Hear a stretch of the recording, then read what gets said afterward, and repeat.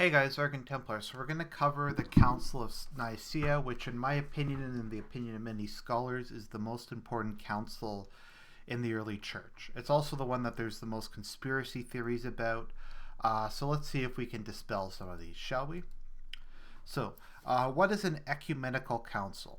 An ecumenical council was a concept that developed from a tradition of early church councils which occurred during the apostolic era, such as the Council of Jerusalem around 50 AD,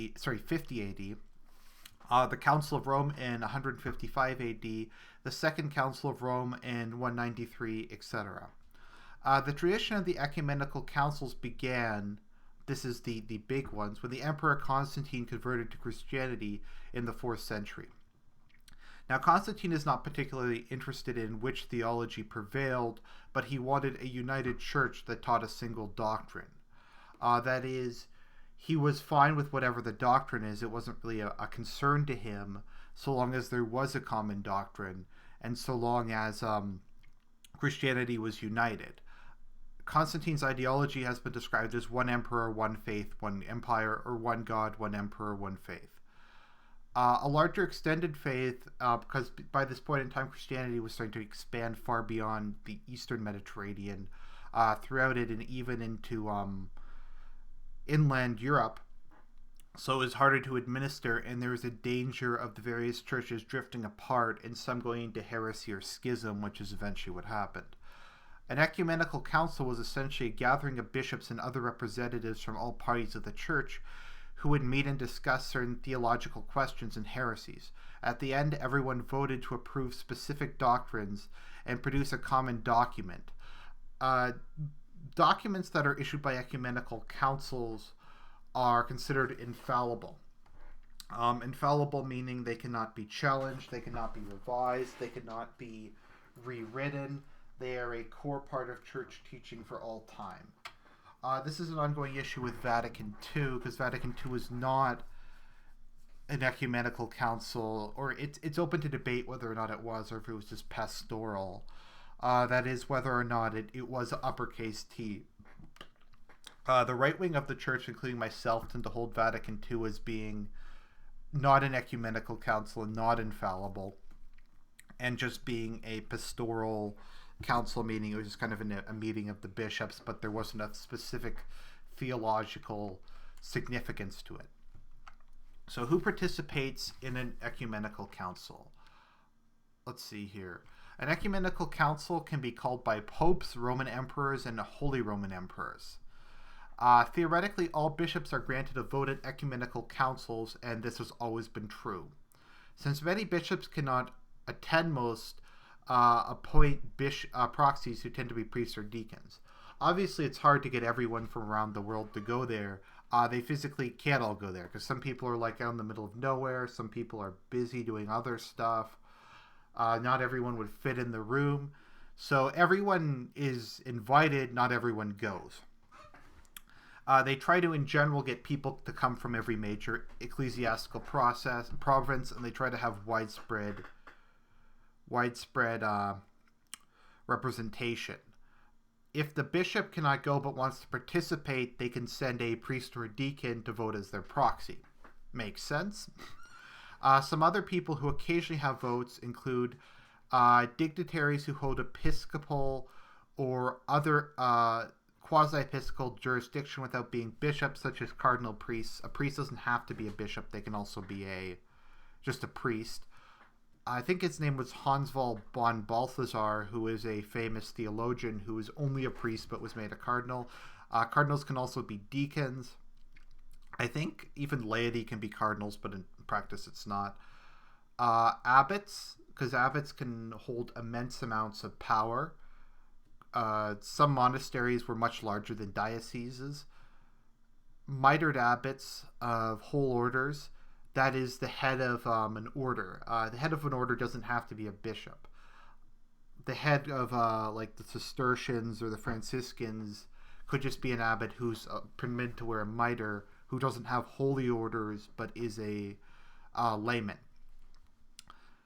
Generals of clerks, regular leaders of monastic orders, etc. So important people in the church who may not necessarily be ordained. Laity have never been allowed to vote, although doctors of theology are normally present and participate in the discussions. So not always, a lot of bishops and priests are not that scholarly.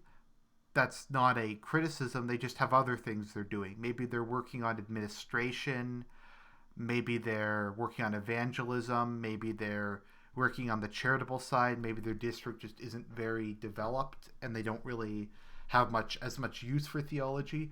So a lot of the time they will have doctors of theology give lectures and stuff throughout an ecumenical council. So the size of a council. The number of bishops present required to constitute an ecumenical council is not strictly defined because of reality, nor need it be so designed, for ecumenicity chiefly depends on cooperation with the heads of the church and only secondarily on the number of cooperators. It is physically impossible to bring together all the bishops of the world. Impossible, sorry. Nor is it that there is any standard by which to determine even an approximate number or proportion of prelates necessary to serve ecumenically. All should be invited, no one should be debarred. A somewhat considerable number of representatives of the several provinces and countries should actually be present. This may be laid down as a practicable theory, but the Church did not conform to this theory. As a rule, only the patriarchs and metropolitans received a direct summons to appear with a certain number of their suffragans.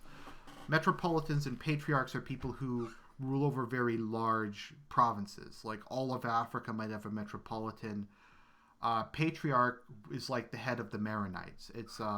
There's a number of churches contained within the Catholic Church, aside from the Latin Rite, which the Pope directly rules over, who are in personal union.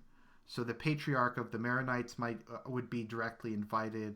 The Patriarch of the Ethiopian Catholic Church, they would all have to come, but any other bishop can attend if they want. So here's a brief list of the various councils. Most are called to address a specific heresy. The Council of Nicaea was called to address Arianism. I think Constantinople IV was called to, I forget which one was called to address. Constantinople III, I think, was called to address Monophysitism. Chalcedon, I think, was the Nestorian heresy. Trent was the Protestant Reformation. Vatican I was modernism. Vatican II is the only council to be called to not address a specific heresy, which is part of the controversy of it. But generally speaking, that is the list of councils we have. So the prelude to the council. The Emperor Constantine invited all the world's bishops to Nicaea with the intent of holding a great council to address all current theological controversies. At the time, this was there were about 1,000 bishops in the east and 800 in the west. Of these, about 300 or so actually were able to make it through, although they came from every province of the empire. So only about, 10% or so of the bishops were able to come, maybe a bit more, like 15%, which is pretty good turnout considering they had to travel from like Britannia without modern airplanes. So that's a lot. The emperor paid all travel costs and lodgings, but they did make sure to have bishops from every major province in the empire representing all the different kind of linguistical and cultural groups. It was organized like the Roman Senate, and the emperor presided, although he did not cast a vote. It is thought that a papal legate shared the position of chair with the emperor, but the outcome was more due to the theological things than how it was actually administered. The council was also called to address the Arian heresy, which prior to Protestantism was the largest scale theological crisis the church had ever faced. So the agenda of the council was as follows. The Arian question, whether or not to celebrate Passover, the nature of the Father and the Son, the baptism of heretics, the status of those lapsed in the persecution under Licinius, questions of discipline. Constantine also commissioned 50 Bibles, which are lost to history. It would be really nice if we had one or a copy of one, because it would tell us what the completed Bible in the 4th century looked like. We just don't have them. These things happen. So what is Arianism? Arianism is a non-Trinitarian belief that asserts that Jesus Christ is the Son of God, created by God the Father, distinct from the Father, and therefore subordinate to the Father. It's kind of a bit like Jehovah's Witnesses, who maintain that Jesus is actually St. Michael the Archangel. So he's not just some regular guy, he's this immensely powerful figure, but he's not God incarnate. Arius' teachings were first attributed to Arius, a Christian presbyter in Alexandria, Egypt, where most of these heresies tend to come from. The teachings are opposed to mainstream Christian teachings on the nature of the Trinity and on the nature of Christ. The Arian concept of Christ is that the Son of God did not always exist, but was created by God the Father. Widely adopted among the ruling class and Germanic tribes, Arianism was in danger of overwhelming and subsuming Orthodox Christianity even after the Council of Nicaea. So we had the Council of Chalcedon, which was a later council, and for a while just to differentiate between different Christianities, because Catholic and Orthodox were in the sense that we modernly understand them. So we had Chalcedon compliant or Orthodox Catholic ones. Then we had the Arian Christian states. As you can see, most of the West used to be Arian. Now, the average population was certainly not Arian, but the ruling Germanic class undertook Arianism, and it kind of became a bit of a symbol of, I suppose you could say, German culture. A number of Latin Roman emperors also adopted it, but it eventually died out because of its complete lack of support among the clergy. So this is one of the big controversies, and Dan Brown talks about this, that Arius thought Jesus Christ was a man, which he did not. He thought he was basically a demigod, or basically a god, just not the supreme god. So Arius never taught that Jesus was just a man. So of the 300 bishops who attended the conference, 22 came as supporters of Arius. However, when what he actually taught was read out and debate followed, all but 2 of them condemned Arius, and even then they accepted the creed that emerged from Nicaea and chose to abstain rather than vote against the Nicene Creed. The Nicene Creed was approved by a council of bishops from all of Christendom, and the vote was approximately 298 to 0. I say approximately because we aren't sure if the other bishops actually abstained or they voted, because we don't know the identity of the 2 bishops that supported Arius. There's 2 names missing, but the document's a bit damaged, so they could have voted for it. So no one voted against the Nicene Creed. It was not vaguely close and confirmed what was already accepted by most of Christendom. It should be noted that Arius only showed up in the 4th century, long after the Apostolic Age and the Church Fathers. Constantine banished Arius and the 2 bishops who abstained because he saw them as a threat to civil order and the unity of the empire. So we've read the Nicene Creed. You can just Google it. This was kind of the definitive statement that was set to resolve most heresies. While it ultimately didn't, and they would continue to pop up, the power of the Nicene Creed is such that it's a very potent weapon, and it tends to restore order after time, because it kind of provides a core statement of Christian belief that's widely accepted among different denominations, and it's a very easy way to tell who's Christian and who isn't. So there was kind of a whole bunch of other stuff that came out of it. Let's just read a couple. So there's a prohibition against self-castration, because Argent did that.